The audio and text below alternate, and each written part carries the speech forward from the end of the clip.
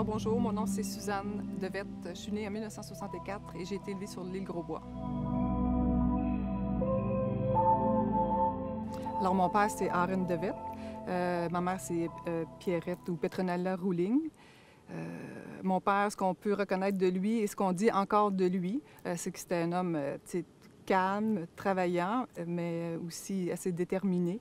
Quand il n'était pas content ou quand ça ne marchait pas, on le savait. Il n'était pas violent, mais on sentait qu'il était irrité. Mais aujourd'hui, quand on parle de lui, quand je croise des gens qui le connaissent, tout le monde dit M. Devette, c'est incroyable comment il travaillait fort, comment il a toujours travaillé toute sa vie. Fait que je pense que c'est quelque chose qui est vraiment qui fait partie de sa caractéristique. Et puis ma mère aussi. Ma mère était un peu plus effacée, mais elle gérait 8 enfants. Elle gérait aussi des employés qui venaient s'installer chez nous quelques mois durant les années, des Hollandais qui venaient travailler pour mon père. Fait qu'elle avait toujours 8 enfants à organiser avec 1 ou 2 employés qui dormaient, qu'elle avait pour plusieurs mois. Elle avait de la visite à chaque été qui venait 2-3 semaines passer des vacances chez nous, alors que nous, on est en pleine haute saison agricole. Fait que c'était vraiment une battante et une travaillante aussi. Elle a aussi beaucoup renoncé à beaucoup de choses, je pense, même si elle ne regrette pas son choix. Elle a renoncé à plein de parties de famille, à des mariages de ses sœurs, à des décès de son père ou des choses qu'elle ne pouvait pas être présente. Mais moi, c'est quelqu'un de... C'est ce que je dirais de mes parents, mettons. Bien, on avait au départ une grande maison, puis il y avait comme 2 bâtiments à côté. Il y avait un bâtiment qui c'était les employés qui dormaient, puis il y avait un bâtiment où c'était notre maison de jeu. On dormait, bon, il y avait la chambre de mes parents, il y avait après ça plusieurs enfants. T'sais, on a partagé des chambres à 3, 4, 5, là, dans la même chambre que mes frères, à ma sœur. Après ça, quand il n'y avait plus d'employés, les gars dormaient dans le bâtiment des gars, puis moi, j'ai dormi beaucoup avec ma sœur dans l'autre bâtiment. Mais c'était toujours beaucoup de promiscuité, évidemment. Je n'ai pas eu de chambre toute seule à moi. J'ai eu ça tardivement. C'était toujours des grandes tablées, toujours 8-10 autour de la table, des grandes tâches ménagères, du lavage à profusion. Fait que c'est ça. C'était un petit espace restreint dans un immense territoire, dans le fond. Fait que dans la maison, c'était petit, mais autour, c'était un grand territoire.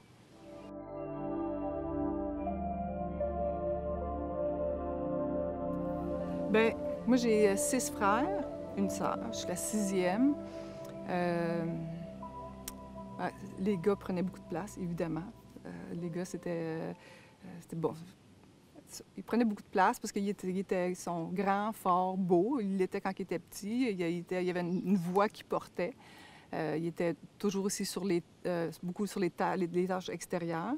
Les filles, quand on était plus jeunes, on avait les tâches à l'intérieur. Fait que c'était faire le lit des garçons, servir le café aux garçons, servir les garçons pour les repas. Fait que c'était beaucoup, un peu dans cette génération-là des parents, d'être les filles un peu au service des garçons. J'ai des super bons frères. Je pense qu'ils n'ont pas toujours été conscients de ces inégalités-là ou de ces frustrations-là. Je pense qu'ils s'en sont rendus compte en grandissant un peu que ça pouvait être inéquitable, que c'était inéquitable finalement. Là, quand c'était le temps de la pause, bien, les filles faisaient la vaisselle, eux se reposaient. Bon, ça, ils savent que je vais le dire parce que je l'ai dit assez souvent. En même temps, beaucoup joué avec mes frères, j'ai fait beaucoup de jeux avec mes frères tout le temps. J'ai aussi beaucoup travaillé dans les champs. Quand moi, j'ai commencé à travailler dans les champs, ma sœur était plus à la maison. Fait que moi, je partais avec les gars le matin. Puis là, je travaillais dans les champs. Je faisais le blé d'Inde, puis tout ça. Fait que c'est des beaux souvenirs quand même, mais c'était frustrant. Il y a eu des frustrations, c'est sûr. C'est sûr qu'il y a eu beaucoup de... On en rit aujourd'hui. Tant mieux.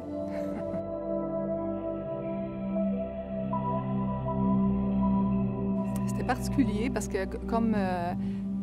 c'est ça, on avait comme une vie coupée un peu, hein, où quand on était jeune, il n'y avait pas d'interaction avec l'extérieur. On commençait l'école, puis on passait les étés dans les îles. Fait que, on n'avait pas de contact avec personne jamais durant l'été, sauf les cueilleurs de fèves qui venaient.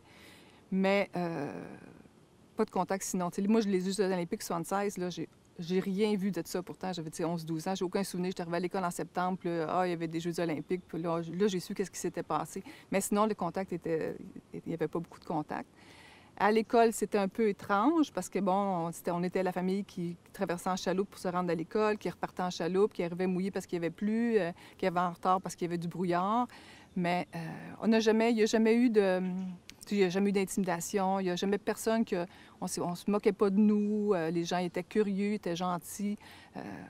Ça a tout le temps... Puis quand on a commencé l'école primaire, bien là, tu commences à rencontrer des amis que tu vois pas l'été, mais que durant l'année scolaire, tu les vois, puis tu crées des liens avec ces gens-là quand même. Puis en vieillissant, bien là, là, tu maintiens un peu plus de contacts durant toute l'année, là.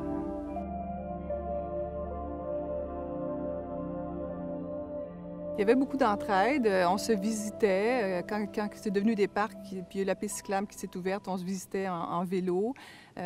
Sinon, il y avait toujours... On s'aidait beaucoup. L'époque où il y avait les deux familles sur les îles, les Van Vliet et les De Wet, moi, je l'ai pas connu parce qu'ils sont partis avant que... Ou je l'ai très peu connu, ils sont partis avant que je sois grande pour m'en souvenir.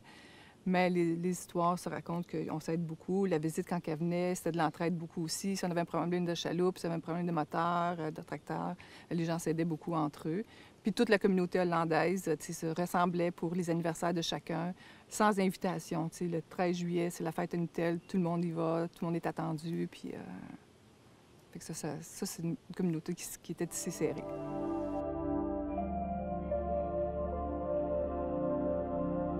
Bien, bon, ça l'a laissé l'agriculture, ça l'a laissé aussi, bon, je pense que les gens nous connaissent, nous reconnaissent, les familles.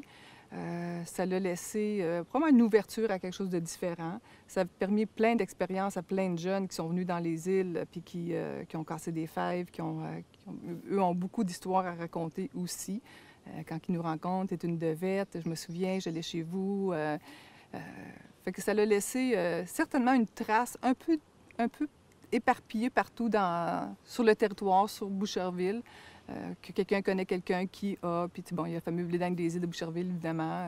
Toutes les histoires qui sont produites au fil des années, chacun a des anecdotes à raconter de qu'est-ce qui s'est arrivé, lui dans l'île, lui avec des devettes, fait que tout le monde a quelque chose à raconter sur des histoires avec les gens des îles, des devettes ou des Van Velzen, évidemment, là.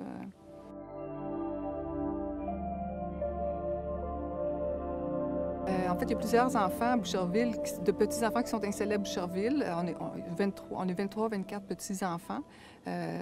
Beaucoup sont à Boucherville ou pas loin. Ceux qui ne sont pas à Boucherville viennent voir leurs parents, viennent les visiter. Il y a deux ou trois, je pense 3 ou 4 qui ont des commerces à Boucherville aussi ou dans les environs. Ils sont tous, je pense, contents d'être à Boucherville. Ils sont tous aussi très fiers de leurs racines hollandaises. Parce que la plupart, je pense, ont le passeport hollandais. Parmi les petits, les enfants ont gardé le passeport européen. Nos enfants, la plupart, ont aussi le passeport européen. Fait qu'ils ont une fierté à être hollandais quand c'est des activités sportives, des Olympiques. On est toujours tiraillés. On prend tout pour la Hollande, on prend pour le Canada. Fait que c'est très... Je pense que l'histoire de la famille, ça relie beaucoup tous ces enfants-là, tous ces petits-enfants-là qui sont toujours très contents de se voir, très contents d'entendre les histoires, très contents de les répéter.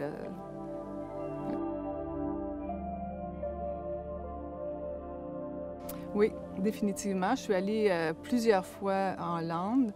Bon, évidemment, je parle la langue. Quand j'y vais, je retrouve de la famille. C'est des gens que j'ai des bons liens, même s'ils habitent loin. Il y en a que j'ai vus souvent, quand même, des cousins, cousines. Quand je suis là, c'est comme si j'étais chez moi. Je connais l'épicerie, je connais les petits magasins, je me promène dans le village natal de mes parents et c'est comme si j'étais chez moi. Puis on disait tantôt la langue, on a un vieux hollandais qu'on a appris de nos parents quand ils sont arrivés ici. Quand je suis là-bas, les gens me demandent toujours « Ah, tu viens du nord de la Hollande, du sud de la Hollande? » Puis quand ils apprennent que finalement je suis pas née en Hollande, puis que tout le monde me comprend, puis tout le monde trouve ça assez surprenant de savoir qu'on a réussi à garder cet héritage-là. Fait que c'est sûr que je suis fière d'être hollandaise, c'est clair. T'sais.